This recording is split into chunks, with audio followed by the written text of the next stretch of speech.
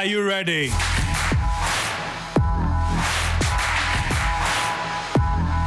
Because the ultras are in and we are ready to make your evening right here on 3FM 92.7. My name is Thea Winyan. And today we will be discussing a number of things, including Arsenal dropping points at Anfield. Trossard, whatever. He was missing in action today. Trozo, Dross. I was waiting for this moment. Dross. Oh, goodness. Be very careful. Oh, make the show start. Be very careful. The show no start. Make the show start. Be very careful. Make the show start. The whole season, I have never seen Bill so uncomfortable. Yeah, the whole season. And he was very uncomfortable. Nobody asked him anything. He explained for 30 minutes. So we there here. we know more. I don't know why you are leading the league by 6 points and you are still scared. And you are scared. Why are you scared? Why are you scared? Yeah, why are you scared? Why are you scared? It's what? So it's what? It's not fair. So it's what? No, it's just a tilt and balance, just a little bit. What tilt balance then? What tilt in the balance? We're being balanced with the talk for you. We're being balanced that. 6 points top. Listen. 6 points ahead. Listen. You have to be comfortable. No. You have to be comfortable. We know what City can do. We've seen their record. Why should you worry about your opponents? Yeah. Why are you worried about? They're back. They're behind you. Why are you bothered? Yeah, but if we continue to drop points, we're not going to win the league. So we have to win every single game that's remaining. Oh, no. You can't win every game.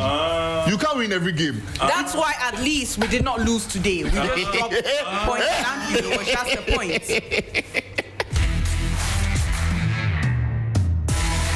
If you be Arsenal fan today, tune off.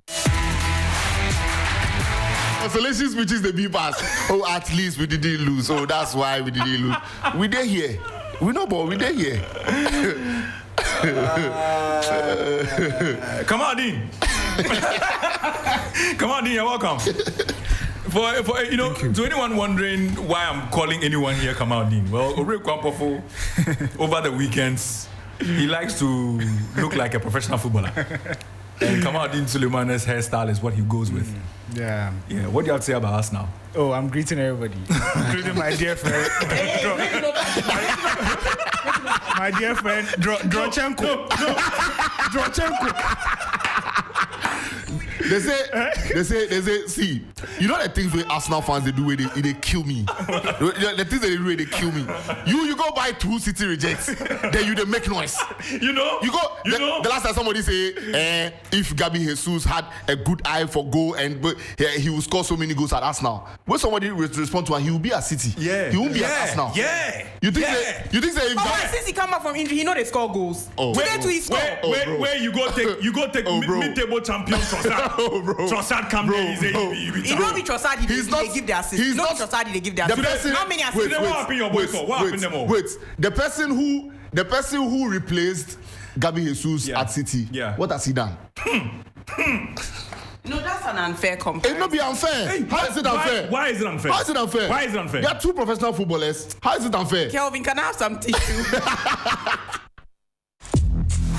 Hey, if you know be today, I don't know say Arsenal fans go feel shut up like this. Kelvin, are you in the studio? Sorry, Bill, are you in the studio? Charlie, I'm calm. I'm very calm. Kawa, you know the funny part? This guy wear Arsenal jersey from morning like he can't carry the wall. Where you get Sialenge. God, I had my scarf and everything ready. Yeah, Kelvin had called me. It was supposed to be a celebration. Yeah, it was meant to be. I mean, we warned you. Yeah. Me, I take 7 for there. Where are the one you say the place you go, stop the make noise. And today it could have lose. You are worried. Aren't you worried? Look, Bill know the fit talk. Why are you worried? You know the funny thing? It could have easily been 5-2. If you Konate with the Konate and Salah, they ball me pass. Salah, you miss penalty. Send it wide. That's the phrase. You know miss penalty. Oh, no boy. And the other first, Uraho. Hey, no, but how does it happen? Yeah, because me, if my team, if I did first, I'll be cool. Yeah, if my team well, after Arsenal leading by 6 points, and why are people still complaining? Complaining? Yeah, we complaining. teams who wear blue and complaining. Find a video. You lose to Wolves. You still the 11th for the table top. You still the 11th. You say you say Potter be the problem. Potter left. Lampard come. You still lose. You still lose to Wolves. What's your position on the table? You are not a top 4 team. Let me tell you something. At all.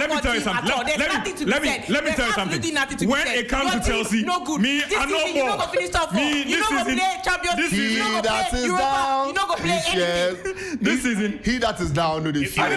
No the fear. Even like in the last Ghana economy. Yeah, you know about. Me, I don't get any hope.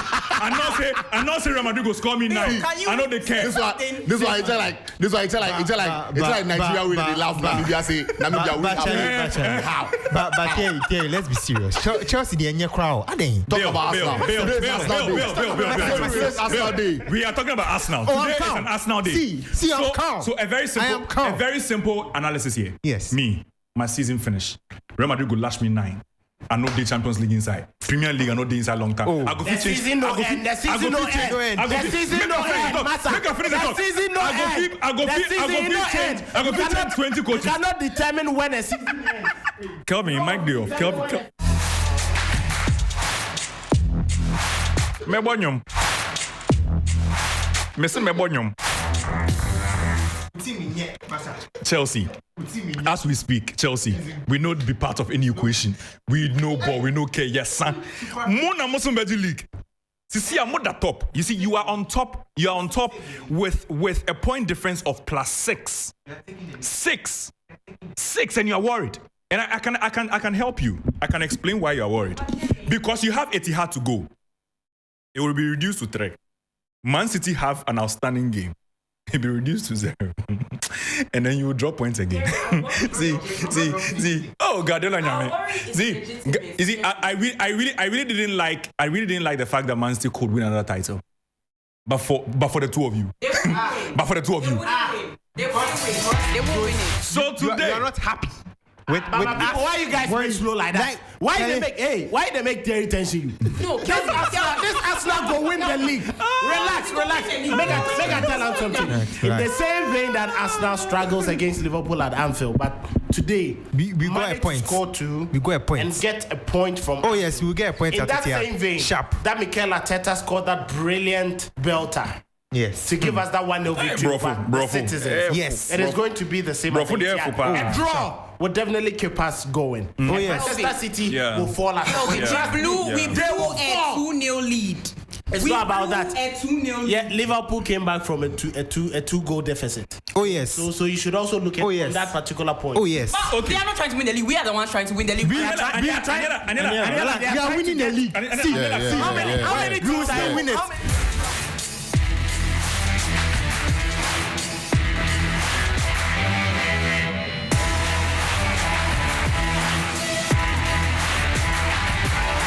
Anila, the moment you hear the song playing, don't talk. Stop talking. Your mic is off. You know the funny What are you doing to yourself? You know the funny thing. You know all these arguments. Pep Guardiola deals, they sucked him. He they laugh. You're funny. You know, Guardiola they sucked him. So now let's go through Arsenal's fixtures, remaining fixtures for the season. You see, I like this. Yeah. I like this. Next week, West Ham Arsenal. W. At the London Stadium. At the London Stadium. Bro, we there here. We David Moyes. After okay, their microphone is off. After West Ham, Southampton. Win. Yeah, Southampton. Yeah, Arsenal will win. Yeah. Easy. Man City, Arsenal. 26th April. It's a draw.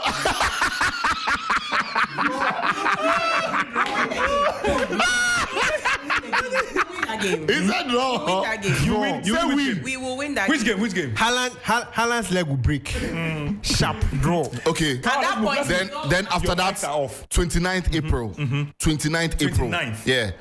If there's anybody in this world who hates Arsenal, it's Frank Lampard. Yeah. With passion. 29th May. 29th April. With passion. It's Arsenal Chelsea. Draw. I will feast. 29. I will feast. Chelsea. I will feast. Chelsea, let me tell you why Chelsea will Arsenal.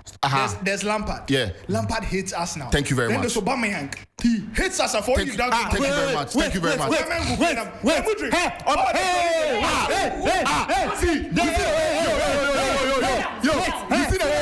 see that? Gakpo score win. If you saw Mudrik, don't worry. Don't worry, bro. Don't worry. Let's remind you of something. Aubameyang did a small commercial saying Arsenal is not personal, but in 54 minutes he was subbed off. No, what he couldn't play shit. Why are you mentioning Mudrik? And we dominated Chelsea. What is he going to do? At the Stamford Bridge. You are coming to yeah, we did, bro. Yeah, we did. Yeah, we did. The only team. 29th April. 29th April. A very good birthday present. The only team. The only team that has a chance. The only team that has a chance. The only team that has a chance. No other team has a chance. I want you to go through the picture. So wait. Let's go before Kawa takes us through. Please, let's not talk on top of each other. Okay. Just so that our listeners can hear us. Okay. Yes. Okay. So when Kawa is talking, please, everybody, be silent. Yeah. When he's done, you can talk. All right. No. So right now, what we are going to do is that when I mention the fixture, if it's win, you say win. Yeah. Yes. If it's Yeah. So That's what I want to do. Yeah. That's Now what let's I go. want to do. West Ham Arsenal. Win. Draw. Draw. No, West Ham away. Yeah, London Stadium. Arsenal is going to win that. Draw. Arsenal Southampton. Win. Now come out, didn't go give them sense. Yeah, win. Man City Arsenal. Lose. Win. Draw. Win. That's a win. Come and say.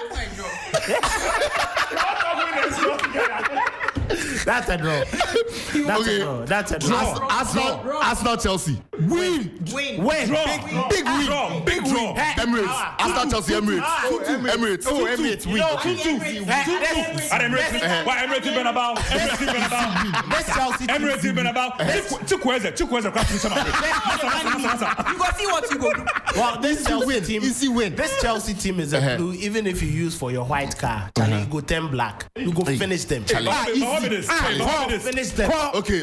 I agree. 7th May. Finish them. Newcastle Arsenal. St James Park. St James Park. We will ship St James Park. St James Park. St James Park. St James Park. That's win. You know the guys. They are dressing like Tom Tom. You go eat them like Tom Tom. Now after that, really no get them. Okay. Because they're also trying to make the top four. win. Depends on how some of the other games win. After that game. This is what they like Aniela. After that game, Emirates, Arsenal Brighton. Win. Arsenal Brighton. Win. We are going to win them. Win. Now after that game, Easy win. there's a team fighting relegation. Andre Dede Ayew. Andre Dede Ayew. Andre Dede Ayew. You clap for us. Win. At the City ground. At the City ground.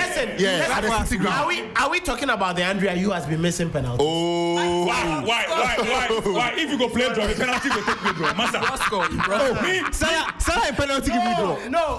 Salah in penalty Are give we me talking draw. about the Andrea you we know this season? This year. Okay, so let me just say this. Let me just say this. Yes. Besides the City game that I want you to lose, every other game you go fit draw. Like We will win all We are winning. We are winning. Listen, We are Last game of the season. Last game of the season. Yes. Diego Costa. Wolves. Diego But that's Costa. the game we are going to win. Wolverhampton Wanderers. We are going to win. Arsenal. You guys are mentioning these clubs. You guys are mentioning these clubs. Costa, he has not scored anything. That Arsenal cannot beat. The only difficult clubs Arsenal have suffered against this season. Ask yourself. Aside Manchester City. Preach. And then Did you score Newcastle at home? wait. Who took you out of the FA I Cup? am mentioning that. Oh, you're talking about the league. You're talking about the league. You're going to FA Cup. Why are you going to the cup? Oreku, let him land. Kelvin, I'm listening to you. Aside Newcastle United, who came to play that frustrating draw. I didn't make you explain. No, wait. Yes. Draw at the Emirates and then Manchester City. Ask yourself all the other sides. And then Manchester United, who gave us a loss. Ask yourself all the other sides. They've taken it. Fine. When they come to Emirates, it's an easy win. I think it's one thing about the mentality of the Arsenal boys that has gone a notch higher. If it was the Arsenal of old, Arsenal would have lost today. Trust you. Oh, yes. You are still talking. Yes, but Arsenal managed to get a draw from no other place than Anfield. Yeah. Listen to Roy Keane, the mentally strong Roy Keane. And he said it is extremely difficult to play at the Anfield with all that pressure and with the game plan of Mikel Arteta. I credit Arsenal. I am saying this on a very high authority. Arsenal will be 2022-2023 Premier League champions. Yeah. Now talking about mentality. The people who really are mentality monsters are the people who are usually in the relegation zone. Yeah. And you are facing some of them. And you are facing Nottingham Forest. You are facing Nottingham Forest.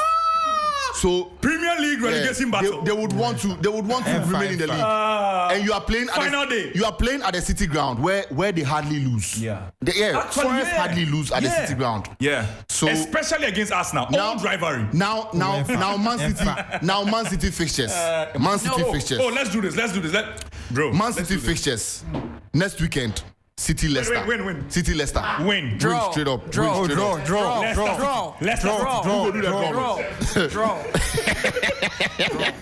Also, let's note that City have a game in hand, which they will win. So right now they won again. That was my worry about dropping points today. Now, Man City Arsenal, 26th April. Oh, lose. Win. Haaland hat-trick. Win by a slim margin. After that game, City Fulham. Win. Then City West Ham. Win. Draw. Then City Leeds. Then Everton City. I am amazed all of you watch the Premier League and you are mentioning wins for Manchester City. Arsenal will stop them. We will stop them ourselves. We are stopping them. Yes, the draw means that they are not going to cut the lead. Okay. You know that? Yes. The draw means no. Kelvin, the draw means Aniela. You are talking about mentality. We had a 2-goal lead. We should have just held it. Can we now talk about the game? All right, guys. Let's move on the conversation. So let's delve into the game itself. So Arsenal took a 2-goal lead. Yeah. It was cut down before halftime, and then the second half absolutely pulsating. It's one of the best second halves I've seen in a Premier League game. To be honest, it was a very entertaining game. But it also goes to show that Arsenal's mentality that we are talking about is not exactly there. Had Liverpool been that prolific, this would have been a different scoreline altogether. I think Arsenal bottled this particular win all too easily against a team that were lacking confidence at all levels. Especially when we needed to win this game at all costs. Liverpool have never lacked confidence at Anfield. Liverpool have never lost confidence at Anfield. Anfield is a kind of ground that. Can I give one example where they lost confidence? Against Real Madrid. You said never. About Real Madrid. You said never. I have given you one example. So is it still never? Are you sure they lost confidence? You used the word never. Are you sure it wasn't they did not lose confidence against Real Madrid. Real Madrid just defeated them. But you watch that game and the way Liverpool played, they were just all out to try get goals. Yes. In the second half, Liverpool it was the second leg that was played at the Bernabeu. Let's not forget. Maybe the second leg. So the first leg, what happened? The first leg, Real Madrid were just superior. No. What happened to Liverpool?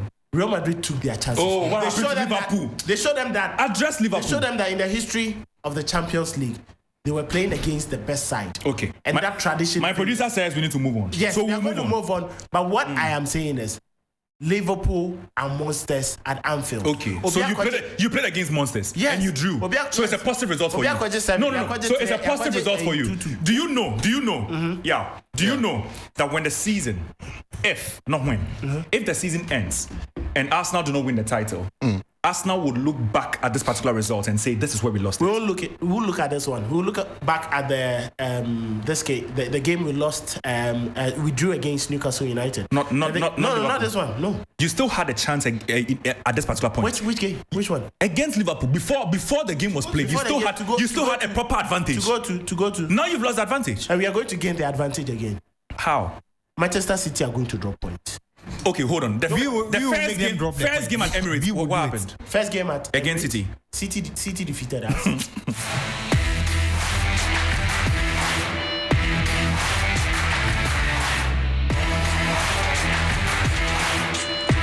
If I allow everybody here, we are not done. By my birthday, the league would have been won by Arsenal. That's 28 May. Just mark it somewhere. That's all she had to say. I thought I was going to hear some stats and signs behind why they'll win. Birthday. I just want to say that goalkeepers are such an important part of a league, and I think today Aaron Ramsdale was brilliant. Superb. Yeah, he was brilliant for Arsenal.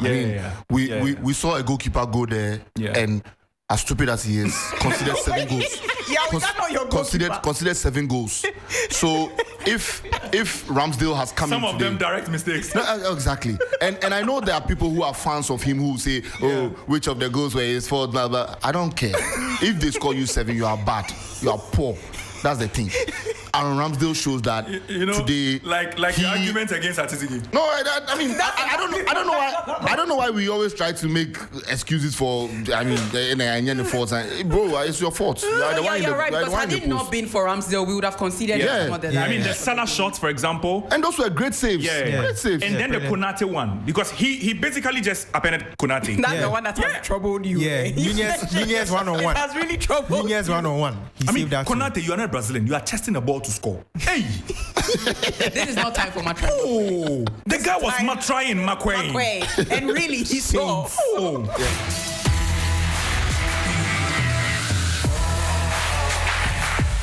Before we move on, let me just read a few of your messages on Facebook. And this one from Lawrence Yao Echampong on the CFM page says that Arsenal children's team have gotten broken hearts.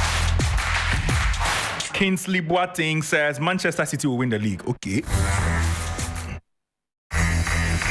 Cynthia Bediako says this the thing pin Aniela pow with laughing emojis. I think Kingsley can see your face. Bawa says that today I will sleep well because Arsenal drop points. Atilvo says, good job.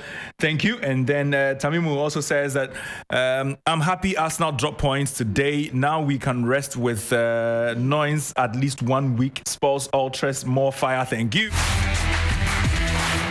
Junior Edia says, we are live. Yes, we are. Michael Kweku Ofosu says, it's heated in the studio, but still, Arsenal will win the league. Johnson Zeda says City will win the league. I like sentences like that.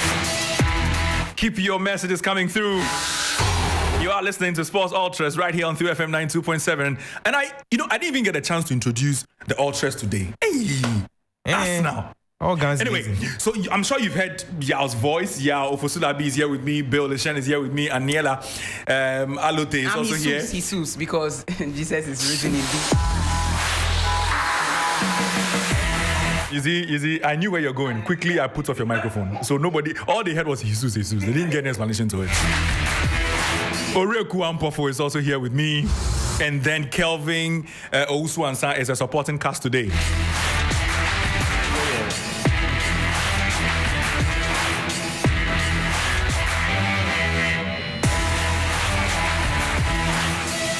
Anani Ezekiel says that watching you live from Kumasi, thank you very much. Very soon the phone lines will be open actually, and then we'll also pick your thoughts on what you think about Arsenal, Manchester City, Arsenal's title chase, and then some other smaller matters like Chelsea losing to Wolves. Talk about smaller matters. Chelsea lost to Wolverhampton Wanderers. Hey! But is he Yasa? Because he Yasa. That is not a small matter. Small matter. No, they're a small team. They're a small team. Let's call it. Oh yeah, they're small. They're a small team, so it's a very small matter. But the matter itself is not small. How if a new manager comes in, there's always a manager. We are not there yet. We are not at the Chelsea conversation yet. Thank you very much. For now, we are going to be discussing the Ghana National Inter-Schools Athletics Competition. You know, my buying it so I'm behind the console. So about 2 seasons ago, Theory, we tipped you to win the league. And then we'll be talking about Santi Kotoko's internal wranglings as well. And then if you were a Panther, what's happening in your world? Because now if you win 700 Ghana, then go get 10% for inside. So imagine if you win 100 Ghana. There are people where Anderson, you win 50 Ghana instance. I think the last week you win like 21 CDs. He's a YB Giovanni. Giovanni can call me on phone and say, I win bet. 8 CDs. It's the win that counts. Anyway, so yeah, we are talking about the Ghana National Inter-Schools Athletics competition, and it happened this week or last week. Sunday starts a new week, no? Yeah. So it happened last week. It was on Wednesday, and Yafosulabi was there. He traveled to go and explore with these youngsters and find the next budding star in the world of athletics for Ghana. Yeah. Did you find any? Yeah, I found one in 100 meters. Okay. In Fancy Film School. His name is Joseph Ando. And I think that when Joseph finished his race, all the officials there from the Athletics Association, Bawa Fuseni himself, actually went to him to congratulate him, and it was incredible. And Eric Nkansa, who also ran 10.00 for Ghana and competed for Ghana at many levels, also called the boy and spoke to him. I mean, everybody was in awe of his performance, and it just goes to show that when you do something quite impressive, as doing that, and he ran in the early 11s, you know, which is an impressive performance. He's just 18, and I think I'm just going to check on his time for our listeners and our viewers, but he ran, you know, a really good race. Anywhere around the range of 11 is very good for his age, exactly, and for his level. Exactly, very and that was a very impressive performance there from him. But I think that these are things that should be organized for these youngsters. There was a lot of excitement there for many of them because the school sports had gone quiet for some time. We hadn't been able to go through that mill of getting new athletes to represent Ghana, and I think one thing I have to say, though, which is a pat on the back for the Ghana Athletics Association, is that now they are doing things differently. The thing is, I think yesterday I was looking at the top 10 times, the top 10 Ghana. fastest 100-meter times ever in Ghana.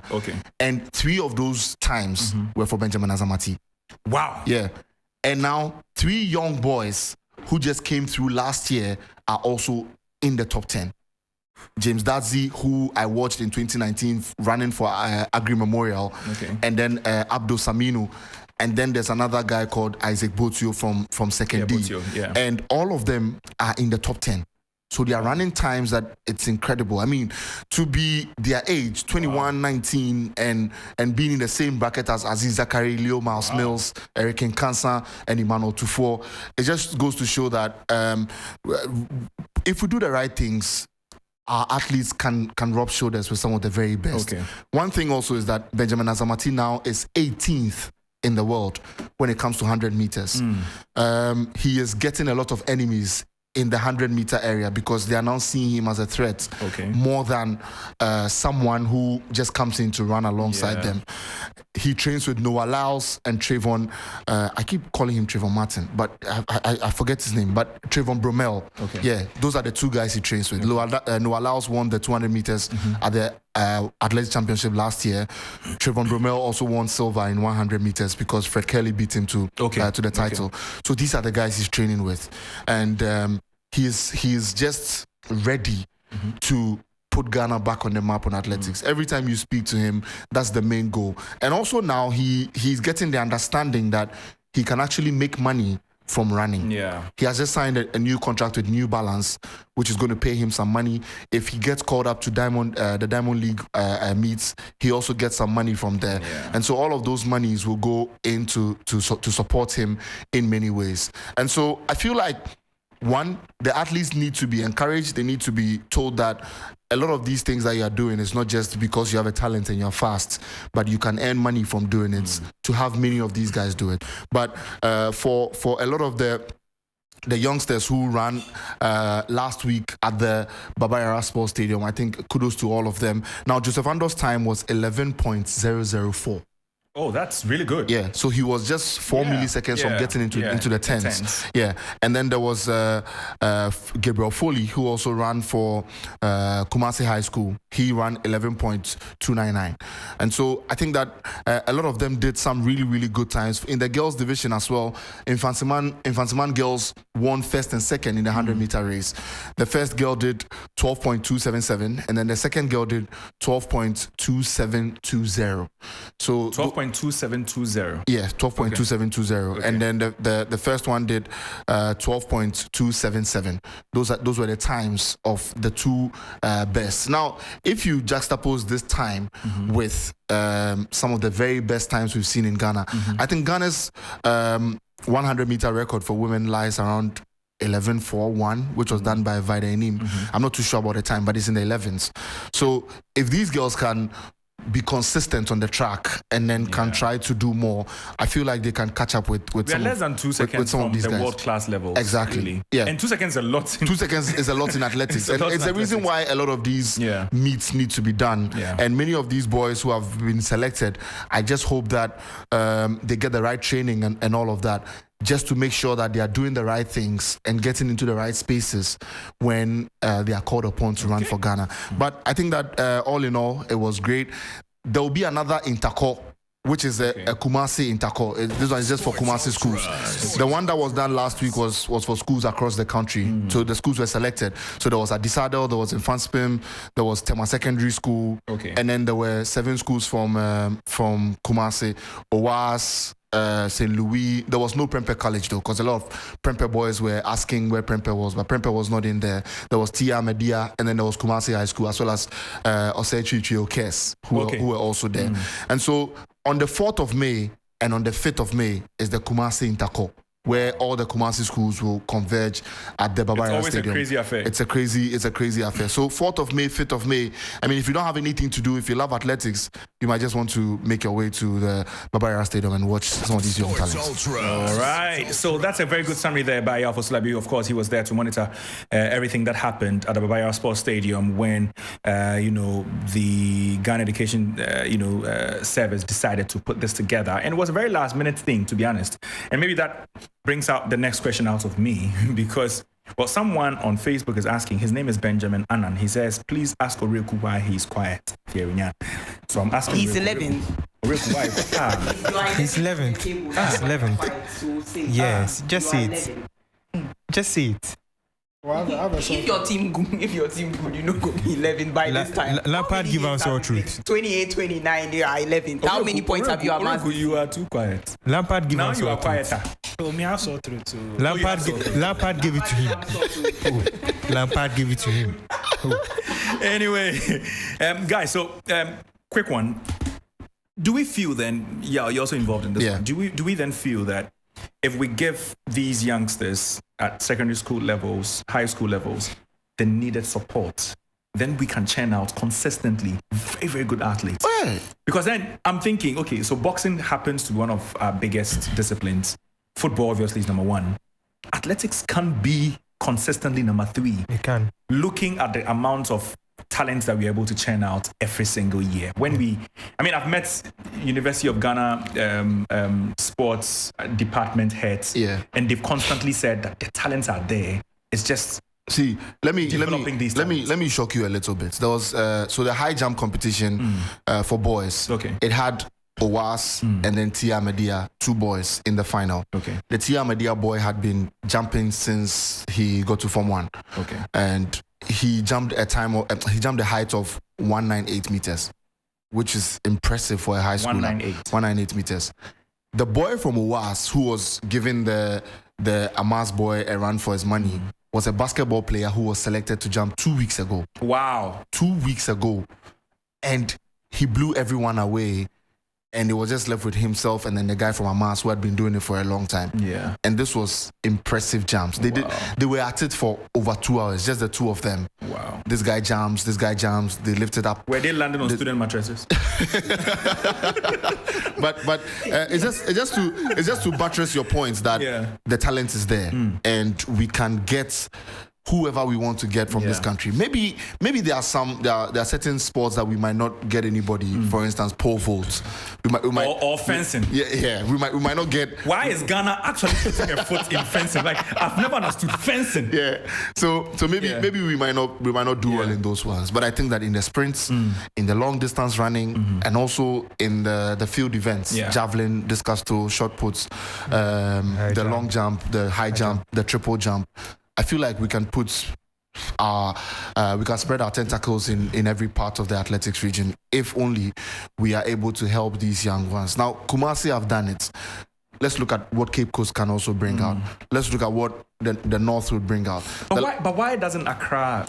I mean, the Accra Intercall was actually done 2-3 weeks ago. But they're not giving us the kind of quality that the other regions are. Yeah, I mean, they aren't. But I think that what I would give to Accra, though, is that what Accra has given us is Benjamin Azamati. Yeah, true. And I mean, for Persec to give us the fastest ever runner Ghana has produced is just a good thing. We discovered him in Legon. Yeah, he was discovered in Legon. He was discovered in Legon. After he ran in Egypt for the University of Ghana, and then he was second. That was when they started taking him a bit more seriously. A bit of a late bloomer, but still, nonetheless, a very, very, very good runner. And I think that we have the beaches, for example. That's where the Jamaicans will say they always train. The beach sands and all that. I think that we have some natural resources we can leverage. We do.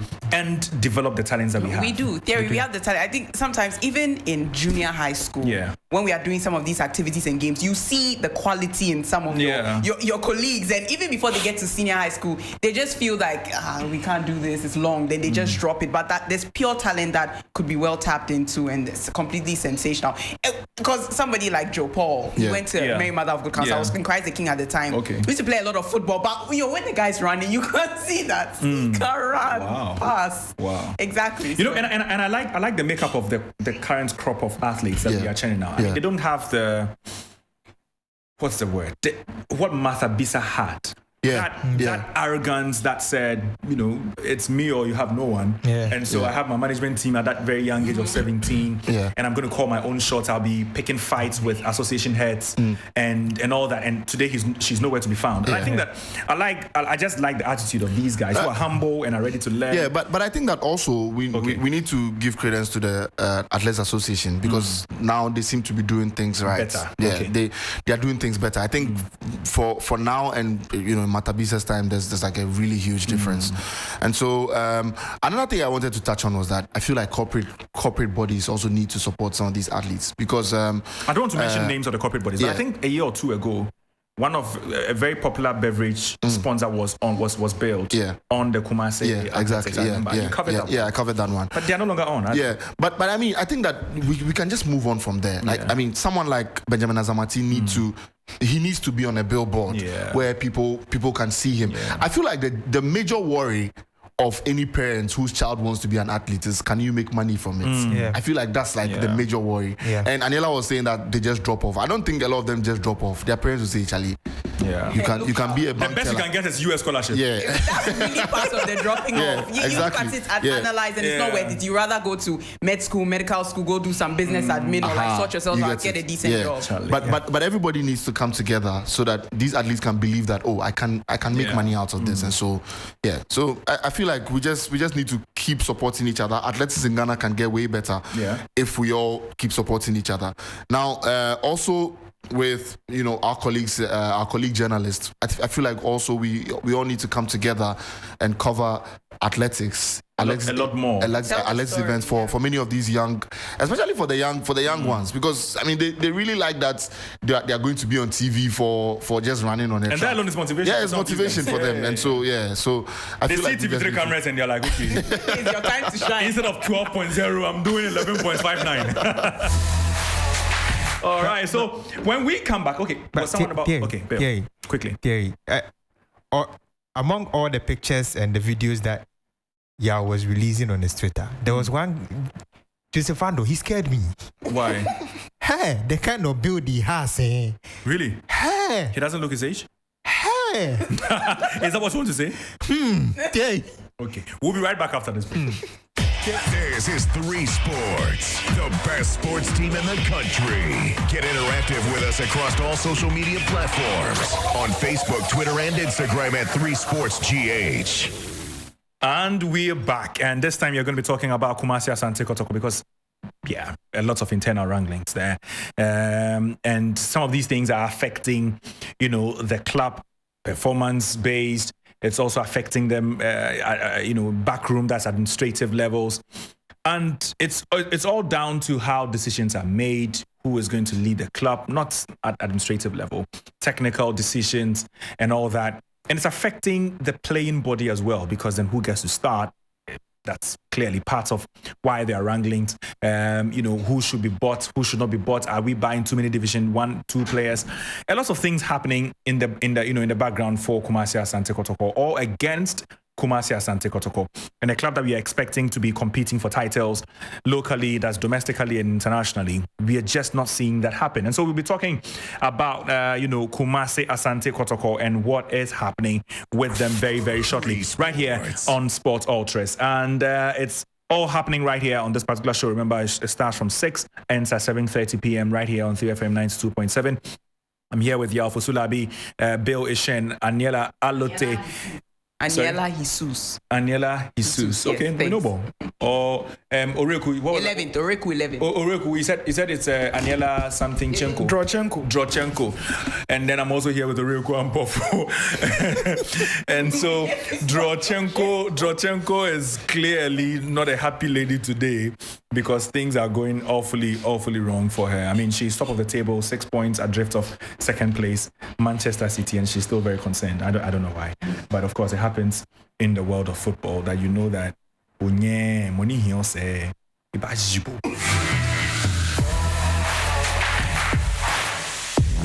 for now, you're talking Kumasi Asante Kotoko, and who should go first? He has been talking a lot, but I'll still let you talk first on this one. Yeah. I'm not asking you to sum up what's happening at Kotoko. I want us to move on from there. But how exactly is this affecting the club? I think that with results-wise, Kotoko have been affected, and I mean beyond the refereeing calls that has gone bad for the club over the course of this season and everything. I feel like internally there's been a few problems, and what these things do to the club is that you can just see that the results will start dipping. And then at some point, you wouldn't find yourself in the places where you want to find yourself. I mean, Kotoko would want to top the league. Now, Adriana are on top of the league, and you see what this does is that it causes a lot more problems because now there are internal fights. You're not winning. The results are poor. Then the fights grow deeper and deeper, and then it gets to a point where everything is just bad.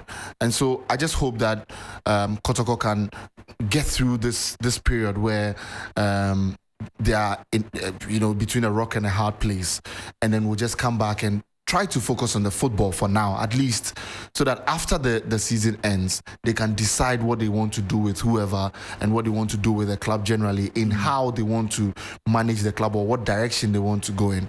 And so, I saw the Kotoko game against King Faisal, and you could just tell that nothing was really working for Asante Kotoko on the day, and also even the fans were divided. There were a couple of them who were for one side of the team. There was another who was on the other side of the team, and it was just a really long and tough watch, because it wasn't the united Kotoko fronts that you would see at games and stuff like that. And so I just feel like, they should just wait and then try to find the proper direction after the season ends. Well, Bill, before you make your submission, my question to you then would be, we've seen great leadership at Kotoko.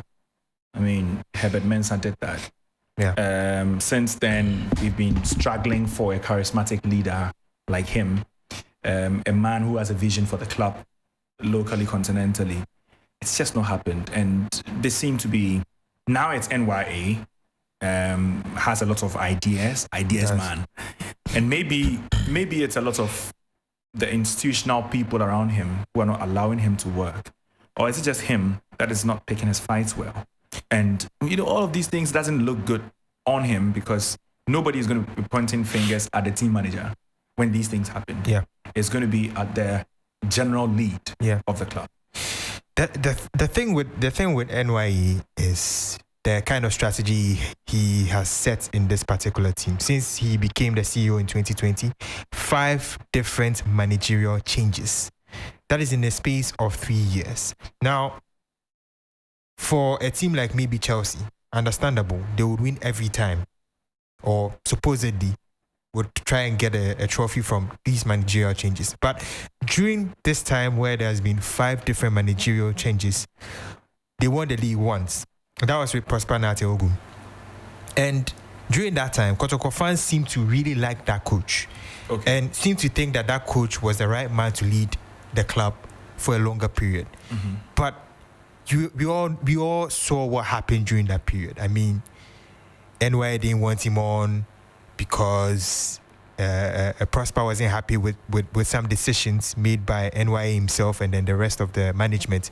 And so he had to go. Seydou Zebo came in due to bad results.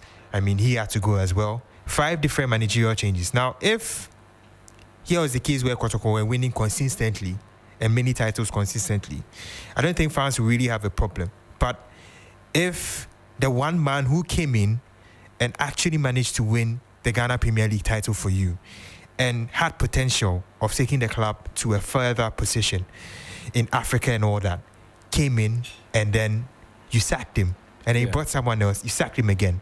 Of course, there'll be a lot of questions and fans will be right to question the kind of decisions that are being made. So this is where we're at. All right. Let me just go straight to the phone lines and speak to Kweku Ahinkra. Kweku, good evening and you're welcome to Sports Ultras. Yeah, good evening, Terry. Great. Thank you for having me.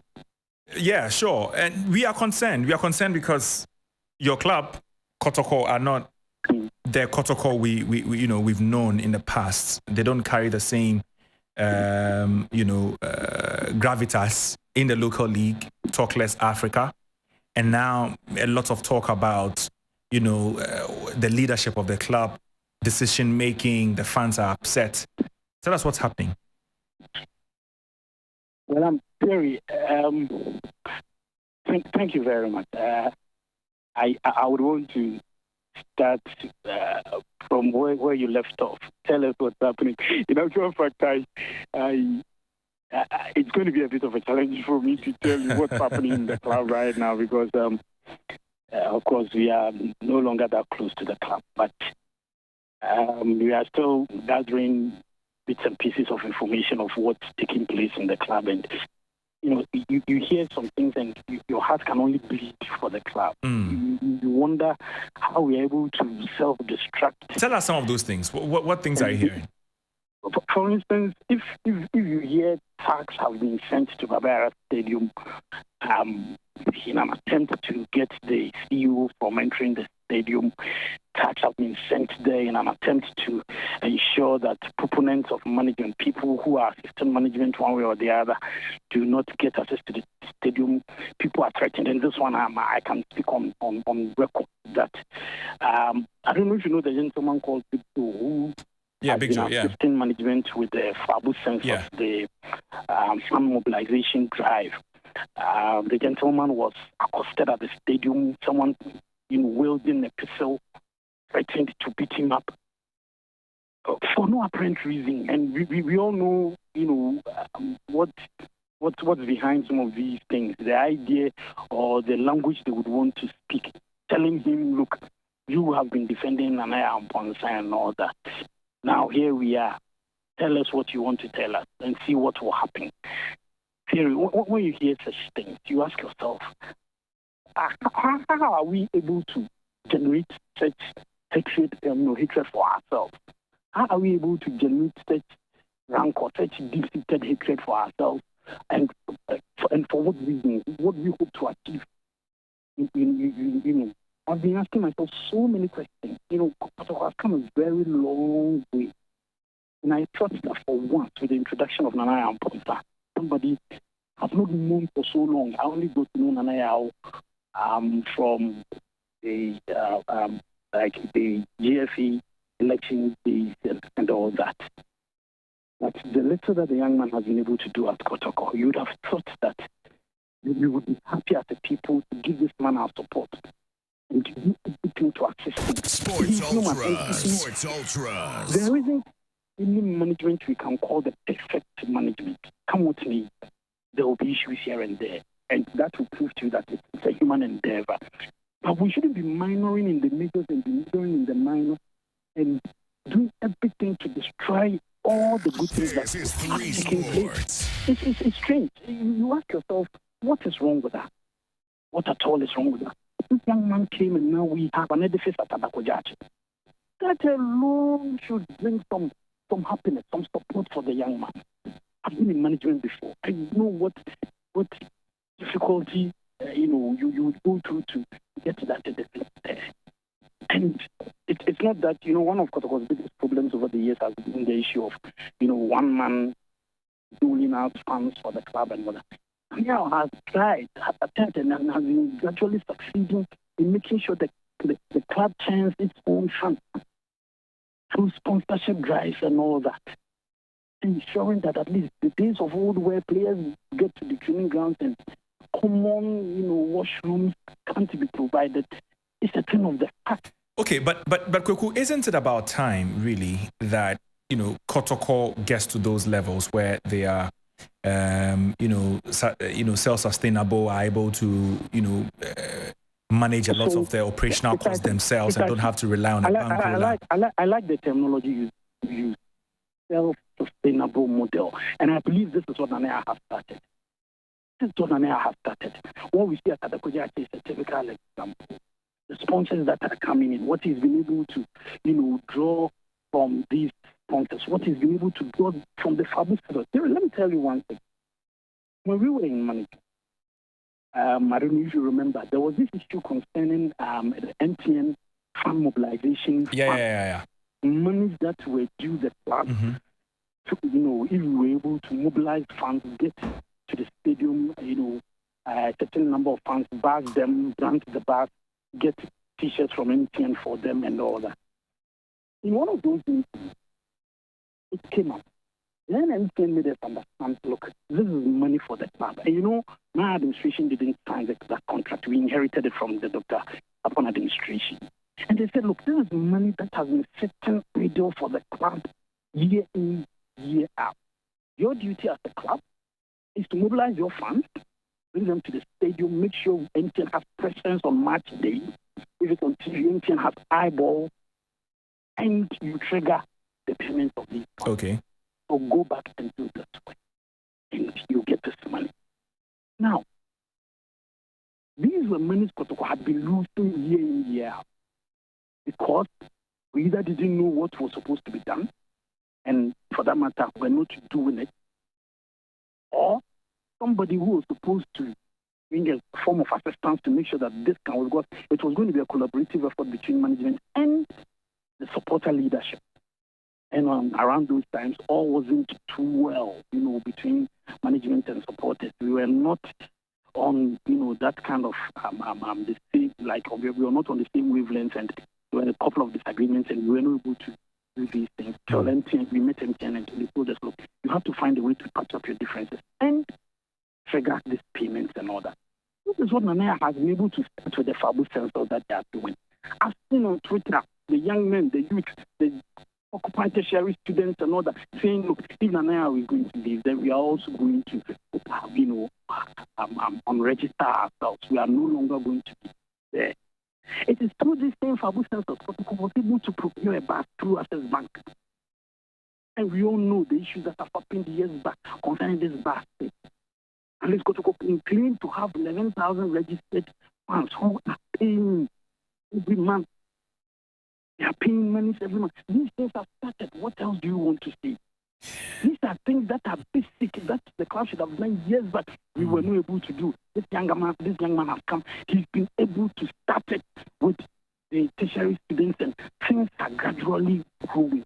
Why are we destroying the very things that have been created to, send the club to the apex of African football where it used to belong and has been supported of?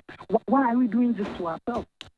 Why are we doing this to ourselves? All right. I wonder what we are looking for. And It's so sad. As I said, my heart is bleeding when I see these things. The initiatives that the young man has brought. He's been able to bring someone like Emmanuel that's very on board. My brother, you and I know where that very places when it comes to Ghana football. Ghana football, with all the work at the Ghana Football Association and all that. Why aren't we happy to see such personalities at Kotoko? Yeah. Why don't we see this as representing growth, representing, progression, the progression for the club? What are we looking for? It's sad when you see these things going, all that I would want to say is Kotoko must support Namaya Amponsa. He's human. He won't get everything right. Here, I'm telling you, Naya doesn't know me. He doesn't know me from anywhere. The name of I'm not even sure he's going to ring any bell. We've not met before. But as a former management member who has been there, I've been on both sides of the divide as a journalist and as a management member. And I've seen things. Look, Namaya Amponsa should be supported by every Tom, Dick, and Harry of Asante Kotoko to succeed at the club. The report of bad blood between him and the board chairman and all that are things I don't expect to be hearing. I don't see why there should be any issue between him and the board chairman. If these things, the little that I've mentioned right now, are things going on in the club, if these are, the club is progressing this way, why should anybody connected to the board chairman have issues with Namel? I've said it, he's human. He won't always get things right.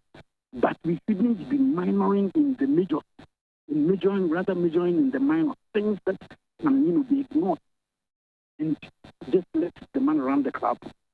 And the things that seem to have, attracted our attention, the things that should attract our attention, and things we should ensure our blood, our sweat, and our tears get into to support the young man, are the things that seem to be of no interest to us. It's strange. Again, sometimes I think some of these things happen as a result of one thing. Probably sometimes as the media, sometimes you don't take cognizance of certain things. A committee was set up by the Leader and Council Committee theory. I guess you remember. Yeah. This committee was supposed to come out with a framework, find out the challenges of the club, why the club isn't progressing, why the club has stagnated over the years and hasn't been able to hit the dizzying height of its, competitors on the continent and all that. Here, what became of the report? This is a question I would want you and, my colleague journalists all over Ghana to be asking. We know the Media and Council Committee did a very good way. They did a thorough job.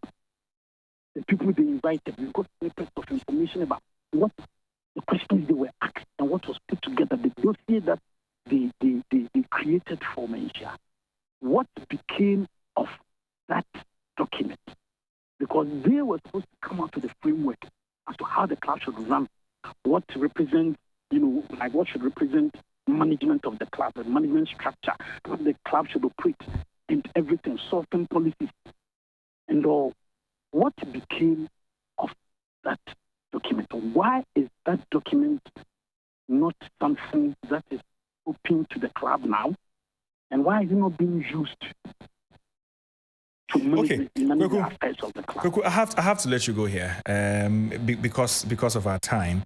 But I'm grateful for for your time with us, especially explaining some of these things. But even though I don't want a response from you, maybe then we'll have to have a different conversation, later about the issues within the club. I mean, it can't be without issues that these fans are acting the way they're acting. Although I condemn everything they're doing, but we need to also address the real issues that Kotoko are facing, as it is. But thank you very much for your time here on Sports Interest. Thank you very much.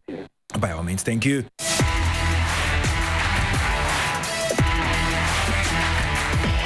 This is 3 Sports, the best sports team in the country. Get interactive with us across all social media platforms on Facebook, Twitter, and Instagram at 3 Sports GH. Yes, and so we move on straight to the predictor. And at this point, we'll be naming and shaming ourselves. Aniela always dodges, but today I find her inside the soup. She will be the panla. She will be the panla of this meal. We will eat her alive. my God. Anyway, so we start. And Manchester City beating Bayern Munich by 2-1 is her prediction. She also said that Inter Milan will beat Benfica away from home by 1-0. You've not seen Benfica this season. Real Madrid will beat Chelsea 2-0. I think it will be more. AC Milan losing at home to Napoli 2-1. I don't agree with this. And also says that Chelsea will beat Brighton. I don't agree with that either. So you think Brighton will beat Chelsea? Yes. Southampton Crab is on Stamford Bridge. My predictions: Manchester City beating Bayern Munich by 3-2. I think Benfica will beat Inter Milan 2-1. Real Madrid beating Chelsea 3-0. AC Milan will beat Napoli 2-1. Brighton will beat Chelsea 2-1. You were asking. Well, there you have it, black and white. You switched it. Yeah. Oreku says that he has thought through, so I'll mention it for him. He says that Manchester City would win 3-1 against Bayern Munich. Benfica 2-1. He agrees with me there. Real Madrid 1, Chelsea 1. Hey, what are you on? Bernabeu. Hey. No, this one, it was your heart speaking, not your head. AC Milan says that AC Milan will beat Napoli by 1-0, and then Chelsea will lose to Brighton 2-1. So we agree on a few things here, and I like that. No, but how do you guys decide that Brighton will beat Chelsea? Yes, because they've been beating us. 11 games. So your team shall. Manchester City will draw 2-2 with Bayern Munich. Benfica will beat Inter Milan 2-1. That's 2-1 predictions, a number of them there. Real Madrid beating Chelsea 3-0. AC Milan beating Napoli 3-1. Chelsea losing to Brighton 2-1. This is very similar to my predictions. The only difference here is Manchester City, Bayern Munich. Anyway, Yao says that Bayern Munich will lose to Manchester City 3-2. Benfica will draw 2-2 with Inter Milan. Real Madrid will lash Chelsea by 3-1. Napoli 2, AC Milan 2, Brighton 2-1 Chelsea. Listen, everybody knows Brighton will beat Chelsea. You guys. I wonder what Aniela thinks. Anyway, Bill agrees with Aniela and says that Chelsea will beat Brighton. AC Milan will beat Napoli. Real Madrid. The force F is small. Real Madrid will beat Chelsea 4-0. Benfica will draw 2-2 with Inter Milan. Someone else predicted 2-2. I think that was Yao. Yeah. And then Manchester City also beating Bayern Munich by 2-1. So these are predictions for next week. Remember, we'll recall these predictions next week when we are reviewing the predictions. So just mind you. But let's go straight to the predictions from last week. This is what I like. Please bring it on. So you are gathering it, eh? Okay, let's talk through our predictions for this week, guys. I have yes. views. I think what we all agree on, what most of us agree on, is that Manchester City will beat Bayern Munich. Oh yes. It's our Etihad. I said most. I didn't say all. Oh no. City have to beat Bayern Munich. Charlie, Etihad. Haaland. I mean, how? Haaland. Especially with Tuchel now finding his feet. Oh yes. Freiberg Boden and saying, oh, he'll receive it. He'll receive it. He'll receive the anointing, baptized by Haaland. Okay. Yes. Aniela, we are about to recall last week's. Please don't go. But thinking of it again. Yeah. Real Madrid for Chelsea, no, it's too small. Yeah, it should be. Why do you want to talk about Chelsea? We are talking about Bayern Munich. No, but like Kelvin, Chelsea's Benfica, Inter Milan. You said it will be Benfica will win. Yeah, Benfica will win. Well, I agree with you. Yeah. Yes. Benfica has such a strong force at home. Yeah, they will beat Inter. Yeah, in Portugal. Yeah, Oreku, you also said that Napoli and AC Milan will end how? AC Milan will beat them. We've seen it last week. The Champions League always goes home. Yeah. The people with heritage always have an advantage. I just think that you mean Mourinho's heritage. Yeah. For AC Milan, especially knowing that the Serie A title hopes are gone, and so they would look at this as a last chance to sort of appease the fans and give them some more meaning and substance getting to the end of the season. I think the semi-finals would be a brilliant achievement. And Napoli are beatable. This is a side that you just smashed just a couple of weeks ago, and so they'll have confidence heading into that. And I think at home they would have that slight advantage. Yeah. You also believe Manchester City Bayern Munich would be a draw? That's what you predicted, right? Yeah, I think that Bayern will just do enough and take the game to Allianz Arena, and by doing enough, they will try to keep the score with a one goal margin, so that it's not too too big. So even if they lose, it will be like a 2-1, 3-2 kind of thing. A 2-1, 3-2 kind of thing, so that they can go to the Allianz Arena. They have good goal scorers. Yeah, too, so. It's just that this season they've had a really checkered season, but I feel like Thomas Tuchel might have enough to try to keep City at bay. Especially, I think that the tie is not even what they're going to play this week. Okay. It is the return leg. The return leg. In Germany. Well, in the Champions League, it's always the return leg. That's where it's going to be really exciting. And also Napoli, AC Milan, like Oreku said, usually in the Champions League, the teams with a lot of heritage go on to win. But I'm just tipping Napoli for that 2-2 because of how they lost to Milan at home just 2 weeks ago by 4-0. You think they'll come back stronger? I feel like they'll come back stronger and they'll give Milan a really tough time. So heritage means that Real Madrid lashing Chelsea. No, I mean, it's heritage. You see, the thing is that I feel like Chelsea have always done well when no one expects them to do well. You understand? Yeah. And the Chelsea game a lot of it would also lie at the Stamford Bridge, and that is why Real Madrid shouldn't look at Chelsea and think that it's a done deal. Exactly. They need to beat Chelsea comfortably because at Stamford Bridge it's not going to be easy. I mean, you are Madrid. You're looking at Chelsea and saying, "Oh, Southampton has won there, so I could win there." But it's a Champions League. It's a different competition. And this is Chelsea who have done it consistently. Every time Chelsea have won the Champions League, they've done poorly in the league. But someone could also say, well, those are the times when Chelsea had the characters in the dressing room, like the Drogbas, the Asians, the Lampards, the Ballacks, to bring everybody else together, to bring the French players together, to say, you know what, this is a big stage, let's do this. Now you don't have those personalities in the dressing room. See, the thing is that they don't have those personalities of old, but I think that they still have a few personalities in there. Kante may not be the most vocal person, but Kante's performance will have you do well. So if you look at Kante, every time Kante has a good game, I think everyone around him has a good game. Because if I'm Enzo Fernandez and I'm seeing what Kante is doing, I'm not going to back down. If I'm Kepa and I'm seeing Kante go up and down the field, I'm not going to allow a little shot to beat me. And so I feel like that's what Kante brings to the team.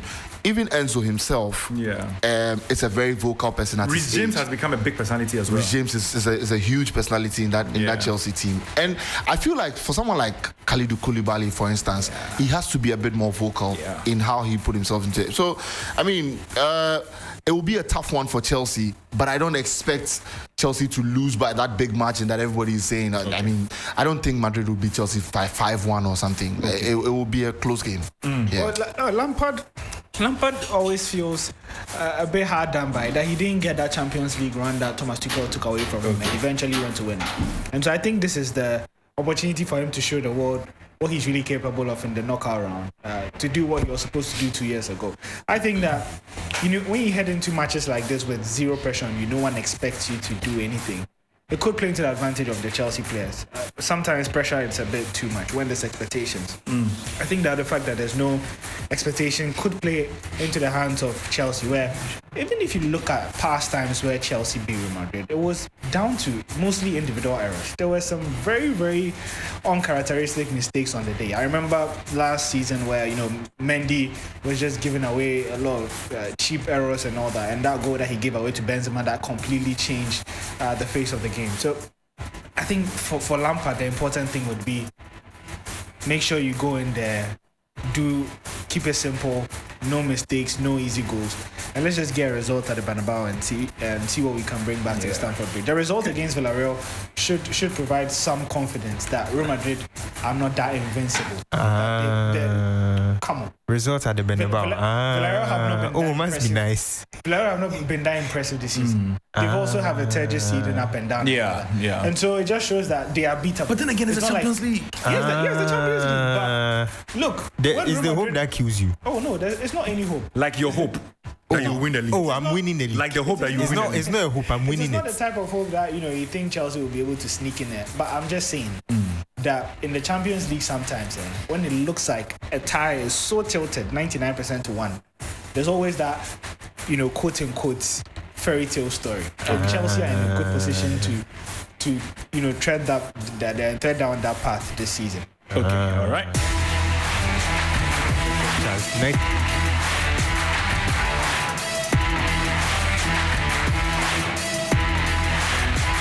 I'm told that the predictions from last week are ready, so let's please have them on the screen. Yeah, yours comes first.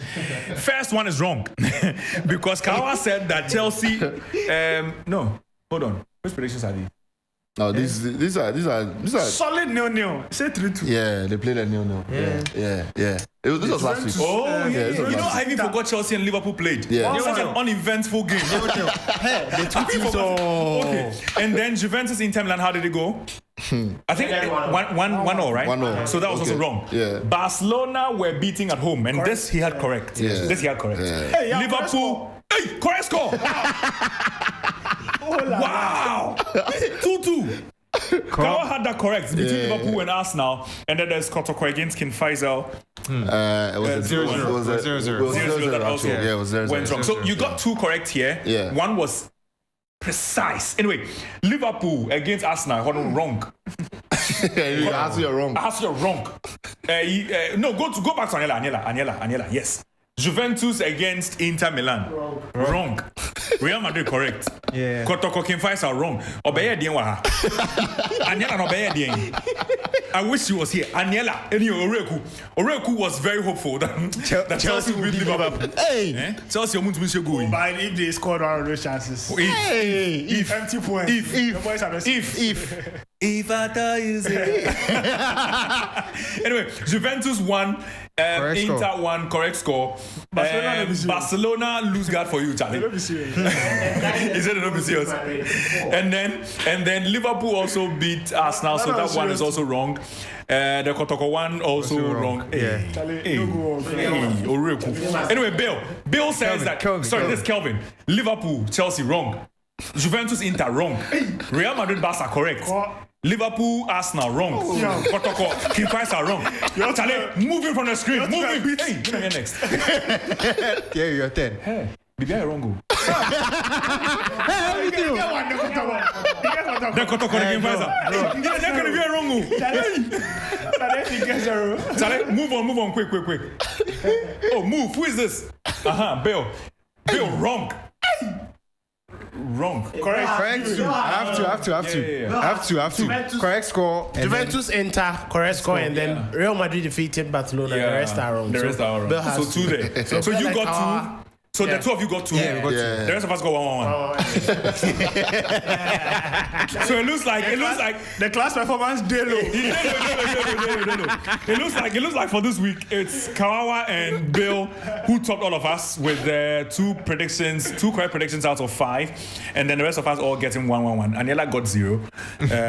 So we will meet up for the compound talk.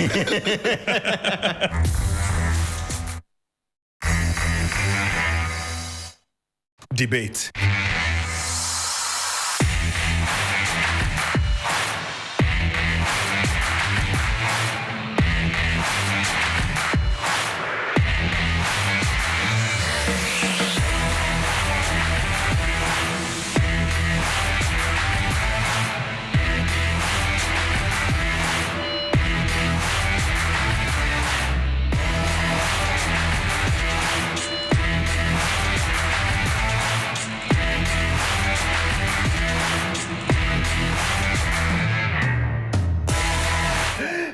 Today in our debate questions, we are looking at stats and impact on first season.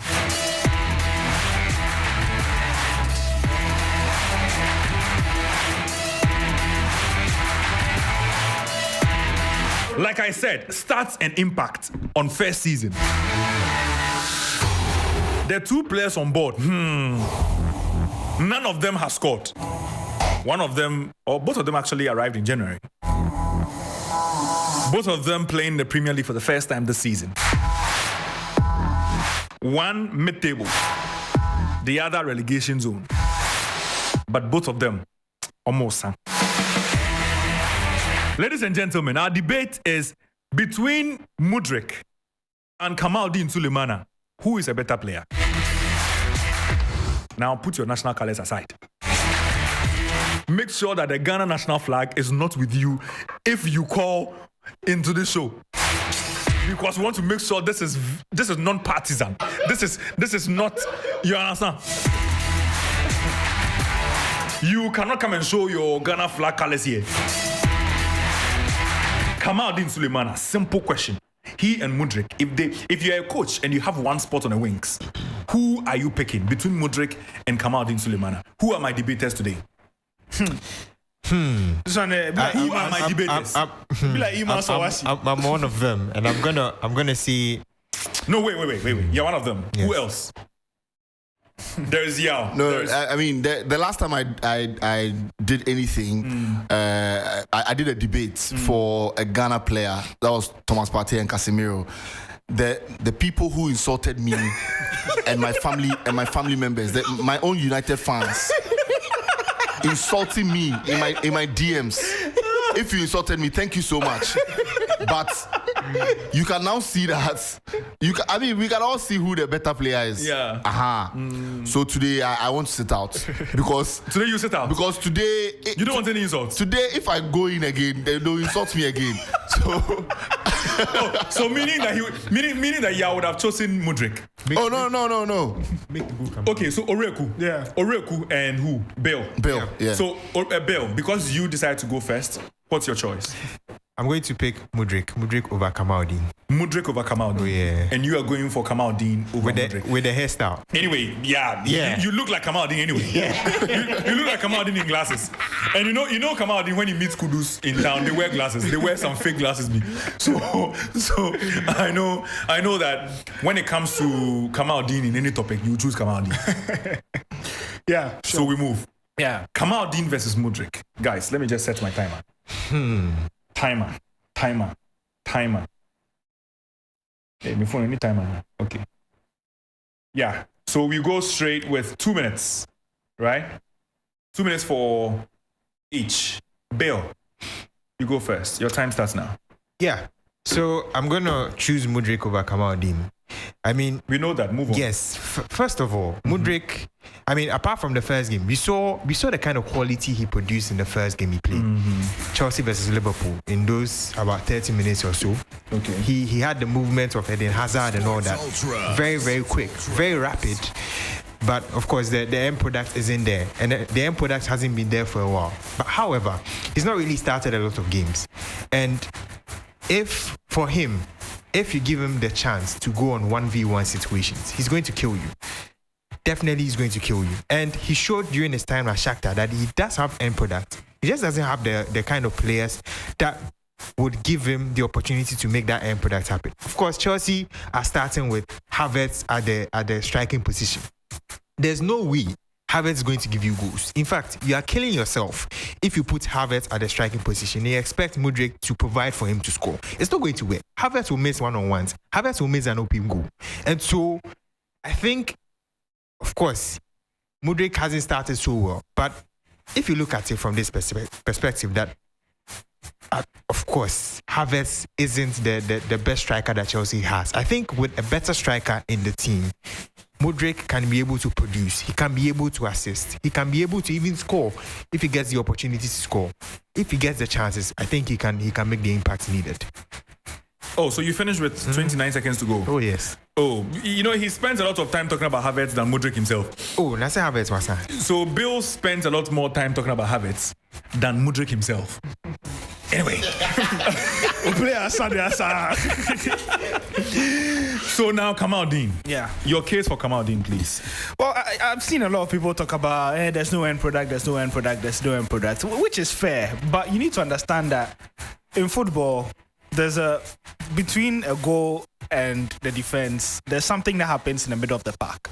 There's a reason why for a long time, players like Alan Saint-Maximin, Adama Traore didn't have end products, but teams were still playing them. Yeah. Because coaches, especially in mid-table relegation teams, love players who can cause chaos. Yeah. That's just Kamaldeen. Whenever he's in a game, you can see the impact. When he came off the bench against Tottenham Hotspur, look, that Southampton attack was dead prior to his introduction. The moment he came on, he brought energy. And this is something that the fans sometimes want to see. Okay. Beating on players, winning fouls and, creating situations and chances. Yes, his finishing can be better. But if you look at the past year, he's averaging almost 4 successful dribbles or take-ons per game. Okay. And that is in the 99th percentile.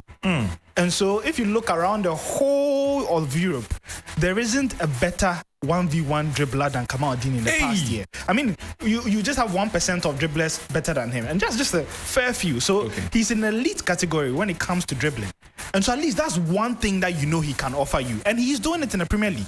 We saw it in his first game against Wolves, where he became the first player to attempt, I think, about 6 dribbles in his debut in the first half. And it just shows you the quality that he has. He was scoring goals in France. Remember, pre-injury, Kamaldeen was rubbing shoulders with Kylian Mbappe. Before that AFCON, when he started for Rennes, scored in his debut, was going on a very good run. If you're looking at chances created after carries in Ligue 1, he was actually creating more than Kylian Mbappe before he had that very serious back injury that I think has affected him. Even after this injury, he's come back, and I think his impact in the Southampton team has been evident. Look, no coach will continue playing a player who is bad and doesn't help them. The mere fact that he's still getting minutes and Mudryk is not getting minutes is testament to who is helping his team.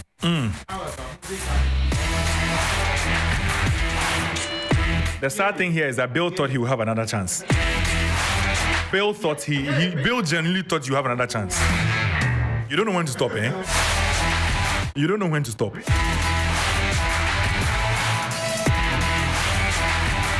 At this point, I'm going to hire a neutral judge. 2 neutral judges, actually. So there's Kelvin and there's Yao. Yao. Yeah. What do you pick from the 2 submissions, and who do you think won this debate? Reku, keep quiet. But yeah, I so 2 things. Okay. I think that Bill made a good case for Mudryk, and Oreku also made a good case for Kamaldeen. I think Oreku's case for Kamaldeen, the statistics and everything, gives you just an idea of the kind of player Kamaldeen is. But I mean, for many people who have eyes, but why are you smiling through your? I don't understand. You're about to give a judgment, and you are smiling through the judgment. No, because see. Okay. Like yesterday, for instance, what Kamaldeen did, like beat Ake for pace, everything right, did everything right, and then he overruns the ball for Ederson to just save it. Yeah, like you see that is when sometimes the stats don't really do anything, because when you get clear-cut opportunities like that and you're missing, but also I don't think in this, like at this point, see, if you are listening to me, I'm saying at this point, don't misquote me and come and insult me. I'm saying at this point, Mudryk is not even getting starts, which is a huge problem. But Kamaldeen is. They play. Yeah. Kamaldeen is playing. And also you can say that, you can make a case and say, if Mudryk did something like it will they start. Yeah. But we are not sure of that. Okay. Because if they start for Chelsea, there could be a possibility that you start at Southampton. So, after all, they are all on the other side of the table. So we are not too sure if Mudryk will start for Southampton.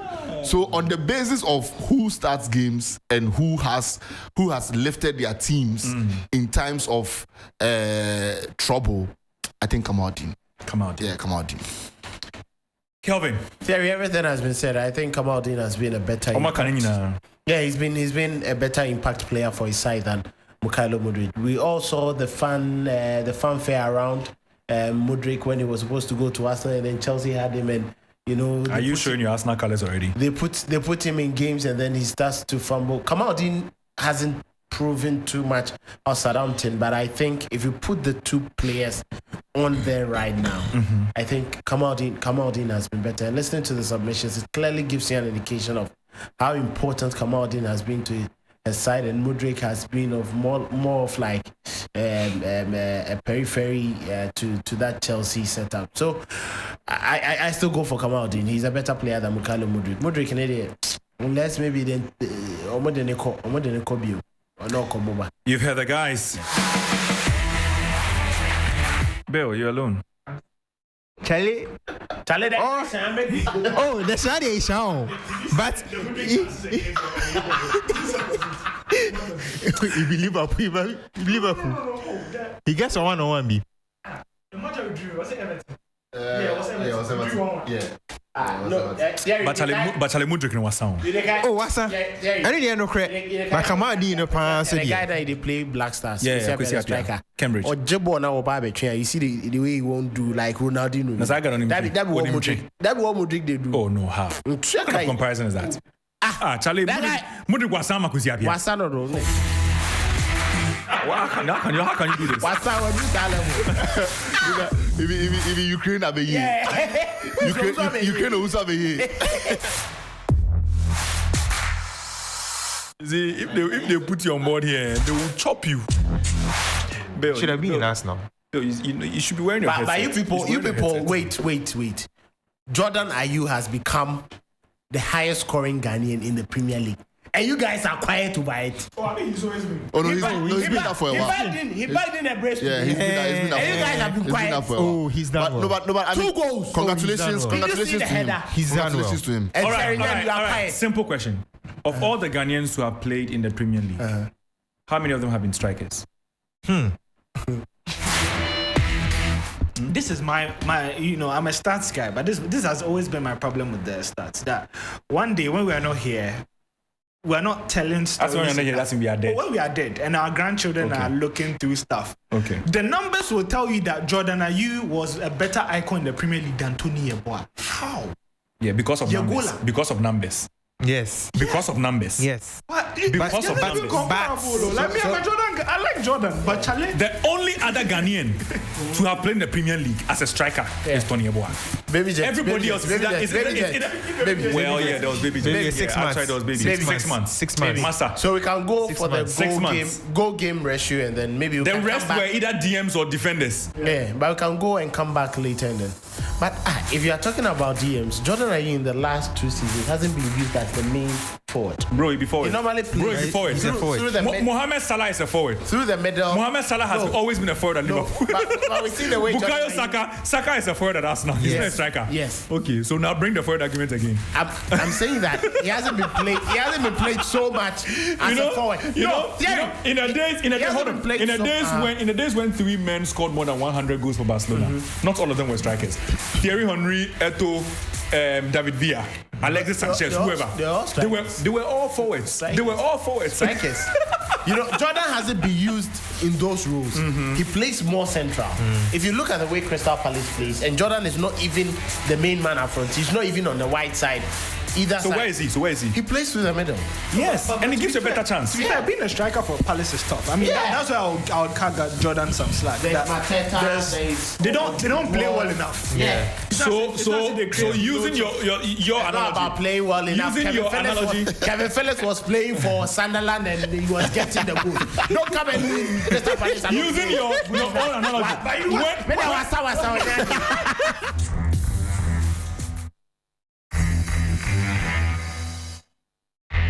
Charlie. You see, using Oreku's analogy.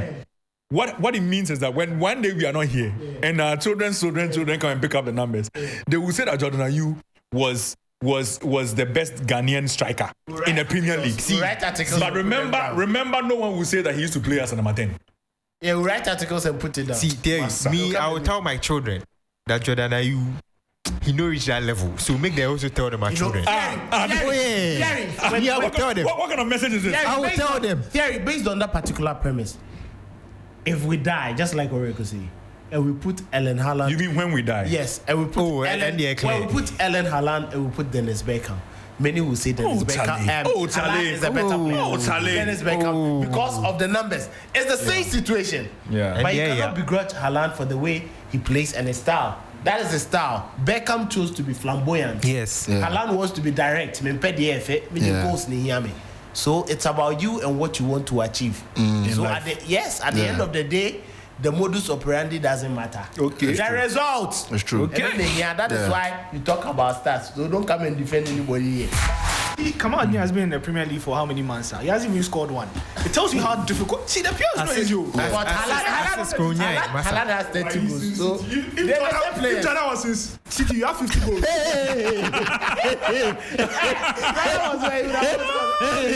hey, be careful. Hey, end it. All right. Can I? Hold on. Can I burst your bubble there? That'd be why the no go sign him.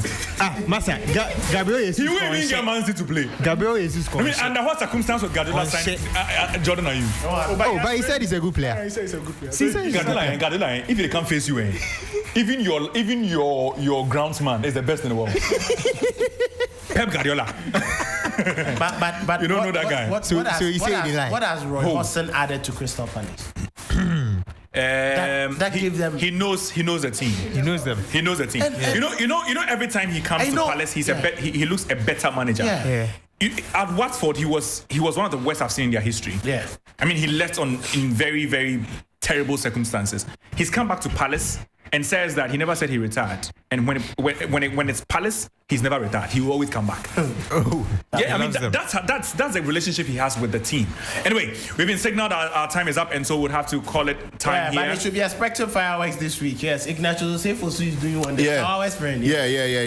And he's the man the spotlight will be on GPL Express. Sure. Yes. I mean this week there'll be so much talk of Ignatius because he mentioned emphatically that he was going to win the game against Adriana. Oh, really? And he has won it.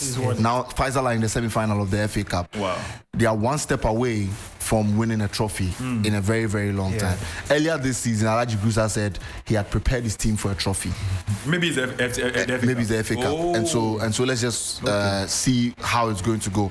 But Ignatius talks. I think that for hype, we keep saying that the Ghana Premier League has lost. We need managers like him. Yeah, managers who confidently believe in themselves. He says that he is the best young coach in the league. And the most experienced young coach in the league. Do we have anything like that? Yeah. And then, let me give you a list of the young coaches. Okay. Himself, Samuel Bwedu, Bismarck Kobi-Mensah. Samuel Bwedu? Yes. Himself, Samuel Bwedu, Bismarck Kobi-Mensah. And he says that... So how many years Samuel Bwedu at Mediama? He says he's the most experienced young coach in the Ghana Premier League. Yes. And that's one thing that he said I really loved was that if you're at Hearts or you're at Kotoko, those teams win every other year. But can you keep Techiman City in the Premier League? He did it. And that is his trump card. Yeah. Oh, then we have a lot to chew on this. Oh no, yeah. No, there's so much. He also says that he's the Mourinho. He's the Mourinho of the league. And so you guys should expect. He can talk for himself. Yeah, he can talk for himself. So you guys should expect more from us this week. So remember on our sister station, that's on TV3, Wednesday, 9:30 p.m. 9:30. We have GPL Express coming your way, and King Faisal. King Faisal are on the spotlight, and they are definitely going to be, so Diao spent a bit of time with them, and came through with quite a number of sporting angles and football angles from that team. So just take notes and join us on Wednesday on TV3. That'll be all. With me, Thierry Nyan, Yalfosula Abibele Shen, Kelvin Ouswansa, and then Mr. Saltthroat Oreku Apofanela was also here with us. Had to leave to read the news on TV. So we'll catch you same time next week. You heard our predictions. You can go with them if you want. If they fail you, you know who to target on social media. Thank you very much.